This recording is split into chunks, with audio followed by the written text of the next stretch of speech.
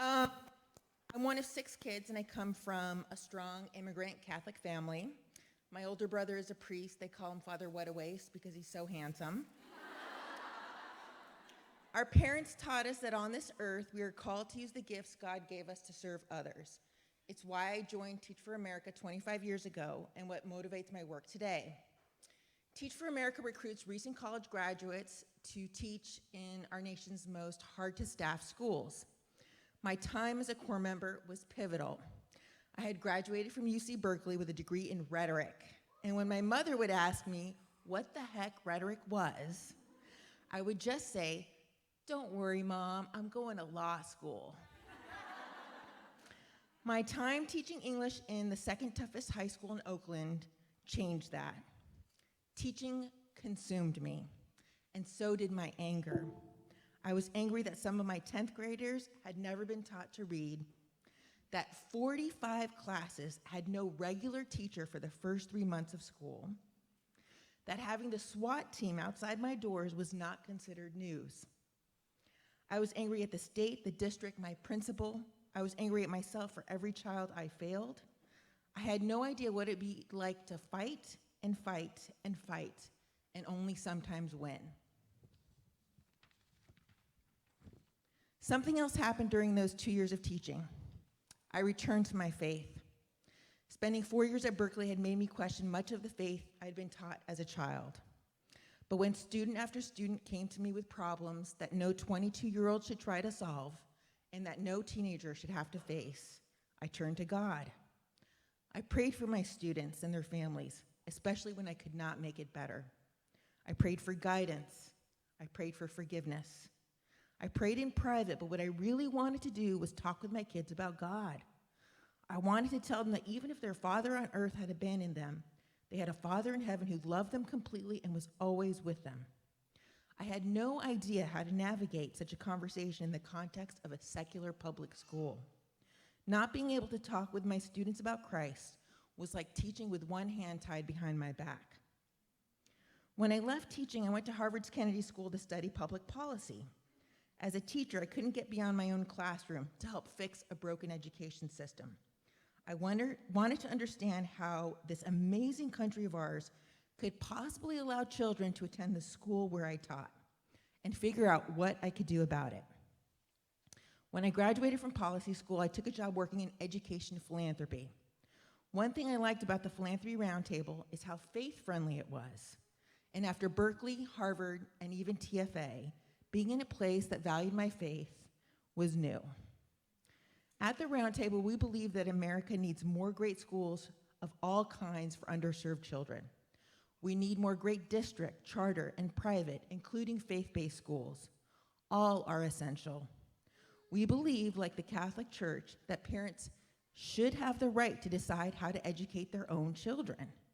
In this country, if you have money, you have options. You can move to a neighborhood with good government schools, or you can send your child to a private school. If you don't have money, you don't have the freedom to choose the best education for your child. The church tells us that as a matter of justice, this is wrong. At the Roundtable, I learned about the legacy of Catholic schools serving the poor. For 200 years, Catholic schools were the opportunity equalizing force for underserved children in America, Catholic and non-Catholic alike.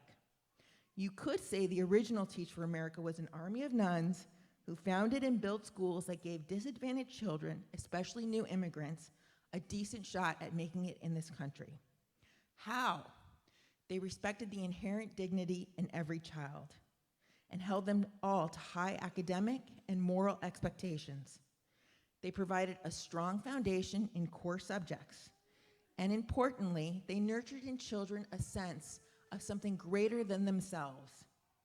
Today, one of the best predictors for whether a low-income child makes it to and through college is whether that child attended a Catholic school. When I left the Roundtable to start Seton Education Partners with one of the co-founders of the Knowledge is Power program, I hadn't been looking to leave. I left because I felt called. At the time, I'd been talking with the Chancellor of DC Public Schools for 5 years about joining her team, and when she said yes to serve in this new role, I thought I might be able to help her. But when I spoke with my older brother, he said something that has stayed with me.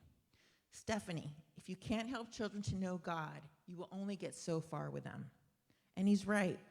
At Seton Education Partners, we now serve more than 2,000 children in 2 states, and we're getting incredible academic results in our Catholic and our classical charter schools. But we're doing something even more important. We're helping children to grow in virtue and to know, love, and serve Christ. We want our children to make it to college and heaven. That is the full package. We need more schools of virtue, and I'm not just talking about Catholic schools. Jewish schools, more Mormon schools, more Baptist schools, more schools that are not only academically strong, but that give kids a good moral foundation in the tradition of their families. We need more schools that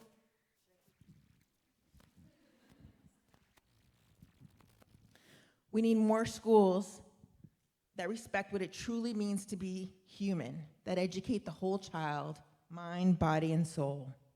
And the thing is, if you ask the Black and Latino families we serve, by and large, they want to see more of these schools too. So I will end with a pitch. Please join our newsletter online. We're a $25 million organization and growing. We started out with 2 people and no money in the bank during the Great Recession, which, as you can imagine, is one of the toughest times to start a new effort.